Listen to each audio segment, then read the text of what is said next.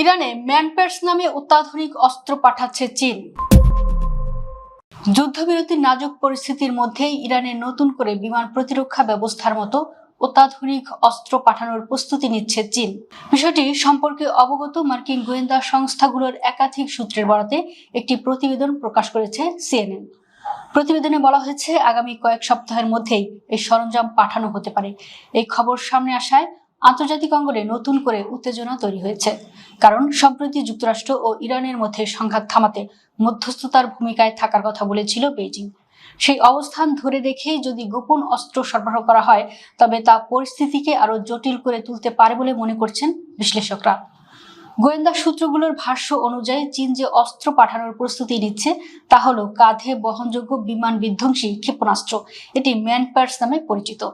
এ ধরনের অস্ত্র বিশেষ করে নিচুতে ওড়া যুদ্ধ বিমান ও হেলিকপ্টারের জন্য বড় হুমকি। সূত্রগুলোর মধ্যে দুজন জানিয়েছেন, এই অস্ত্র সরাসরি চীন থেকে ইরানে পাঠানো হবে না, বরং তৃতীয় কোনো দেশের মাধ্যমে সরবরাহের চেষ্টা চলছে, যাতে এর প্রকৃত উৎস গোপন রাখা যায়। তবে এসব অভিযোগ সরাসরি নাকচ করেছে ওয়াশিংটনের চীনা দূতাবাস। তাদের দাবি, চীন কখনোই সংঘাতে জড়িত কোনো পক্ষকে অস্ত্র দেয় না এবং আন্তর্জাতিক দায়িত্বশীলতা বজায় রেখেই চলেছে। এদিকে মার্কিন প্রেসিডেন্ট ডোনাল্ড ট্রাম্প সম্প্রতি দাবি করেন, ইরানের আকাশে ভূপাতিত একটি F-15 যুদ্ধবিমান তাপ অনুসন্ধানী ক্ষেপণাস্ত্র দিয়ে আঘাত করা হয়েছিল।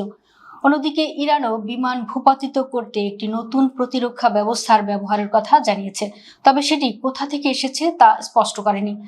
তবে ইরানের সঙ্গে সম্পর্ক অটুট রাখতে এবং নিজেদের জ্বালানি নিরাপত্তা নিশ্চিত করতে পরোক্ষভাবে সহায়তা দিতে পারে। একই সঙ্গে তারা আন্তর্জাতিক অঙ্গনে নিরপেক্ষ অবস্থানও ধরে রাখতে চাইছে।